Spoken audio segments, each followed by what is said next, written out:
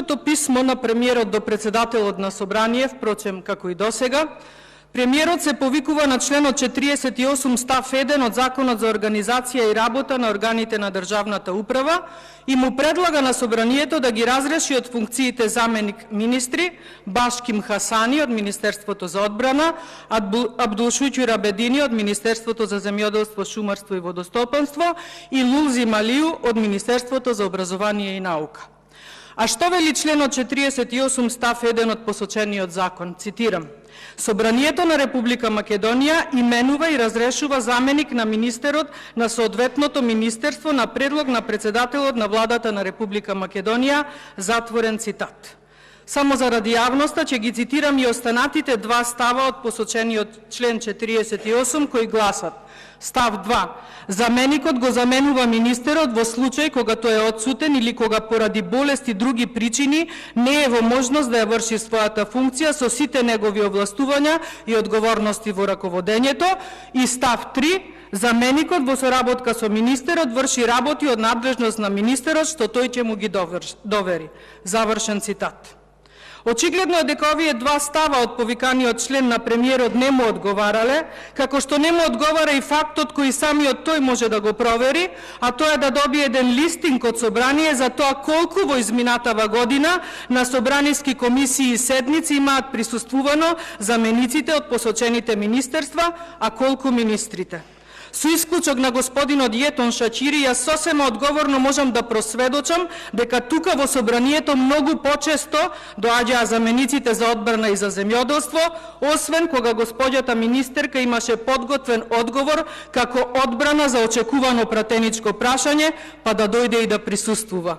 Може би толку беа пренатрупани со работа, па дури ни премиерот не стасал да им каже дека една од работните задачи име и да доаѓаат во Собрание и да ги слушаат пратениците. Едната сигурно не можела да доаѓа заради набиената НАТО агенда, покрај која изуми на македонската армија и на субстандардните услови и плати на македонските војници, а другиот немал време, пресметувајќи колкав процент ќе остане за него, купувајќи дрва од македонски шуми по багателни цени, а за неговите приватни фирми за пелети.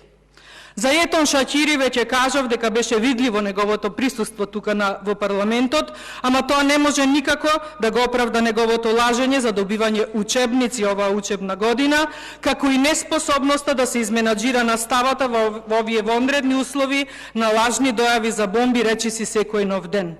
Се надевам или еве барем со време да го предупредам дека за 4 месеци би требало да заврши оваа катастрофално лоша учебна година, па добро би било истата да заврши со врачени свидетелства на време за сите, а не само за матурантите, и тоа на крајот на август. Навистина, да беше ова некоја комедија во театар комедија, па немаше толку да изгледа комично.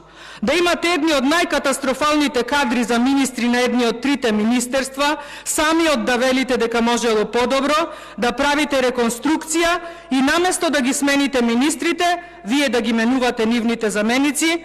Мислам дека е најголемата трагедија што може да ја живее еден премиер и при тоа истиот тој да вреѓа опозицијски пратеници, сметајќи дека така ќе го одвлече вниманието од неговата неспособност, па после тоа да навредува пратенички и на сето ова да глуми комедијант во најголема трагедија, која не само што ја затекнала Македонија, туку го затекнала и лично него.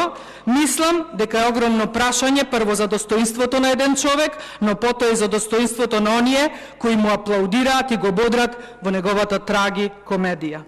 И не помагаат овде ни слушалки во уши, ни слушалки на уши, ни грицкање на семки, ни заканување со напуштање седница.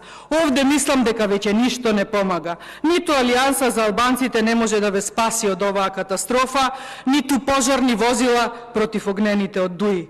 Како што велат луѓето надвор, овде нема спас. Еве денес е 11-ти ден како опозицијата малтретира, а власта толерира, како што би рекла власта, ама до толку да се немало грам морал и да се трпи сето ова, јас сметам дека навистина станува збор за криза на моралот и на личниот идентитет. Оној македонскиот секако дека ништо не ви значи, но оној личниот, зарем дотолку морате да го трпите сето ова? да ве опоменуваат ако се јавите за реплика, да ве тераат да се одјавите ако сте се пријавиле за збор, да ви кажуваат како да се произнесувате, да се смеете, а да ви се плаче, да доаѓате тука, а вам ни на крај памет не ви било да се појавите во собрание, да ги слушате колегите Бојан и Пренџов како ве масакрираат со аргументи, а да не смеете да им вратите, па да ги слушате колегите Левков и Ковачки како бришат пот со вас од вашите криминали, а вие да молчите. Колешките Иванка и Рашела да ви држат час по македонска историја, а вие да климате со главите. Па колешката Силјановска Давкова да му држи лекции на вашиот премиер, не баре прваче маче што плаче за колаче и тој да се смее како да е во Луна парк. Мислам, на вистина не знам колку дна сте во можност да пробиете и да седите тука, да броите уште колку има за збор, да се договарате кој со која реплика ќе излезе и во која верзија ќе интерпретира и едва да го дочекате чинот на гласање со кој уште еднаш ќе си го потврдите својот безидентитет и својата мизерија.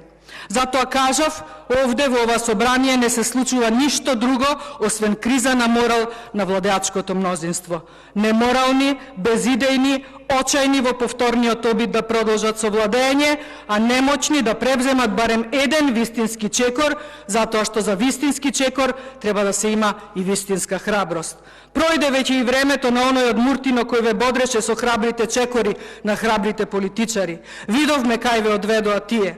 Нивната така наречена храброст сега вие ја преживувате како најголеми кукавици, молчите, се поддржувате меѓу себе, си аплаудирате, глумите некоја смиреност, ама ви се препознава бесот кој го носите во себе. И тој бес ќе го носите уште долго, се дури еден ден не ви се претвори во разочарување и не дојдете на некој народен протест како што тоа се случи со ваши бивши сопартици и функционери.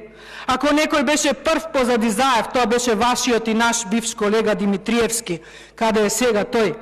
Ако имавте некои пратенички кои уште долго ќе се паметат како најгласни, најподготвени и најрепрезентативни, тоа ви беа Ременски, Бендевска, Куновска, еве ќе ја споменам и Шеќеринска. Каде се сега тие? Ви го гледаат сеирот и ви се чудат во што се претворивте. Наследниците на асномците изгласаа бришење на асномските одлуки од преамбулата на Уставот. Најголемите критичари на бугарското ВМРО ДПМН станаа погласни од самите бугари. Најголемите поборници за правда и мир сега се најголемите креатори на неправдата и на немирот во Македонија. Да набројувам уште или е доволно? Се прашувам долго време, која е цената на вашиот неморал? И имате ли воопшто цена? Вреди ли вашиот глас и вашиот срам за се во ова? Што ќе им раскажете утре на вашите внуци и на вашиот партиски подмладок? Дека сте биле со европска визија и дека сте направиле се заради Македонија? Па таквиот изговор не врви ни на првата тезга од Зелен пазар.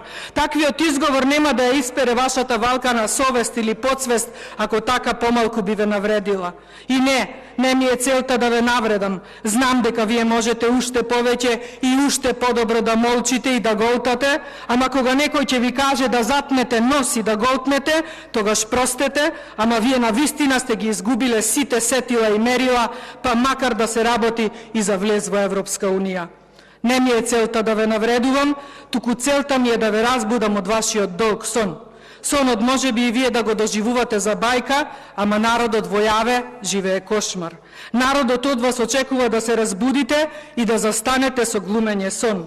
Надвор е пекол. Не помагаат тука никакви лажни реконструкции од лажен премиер.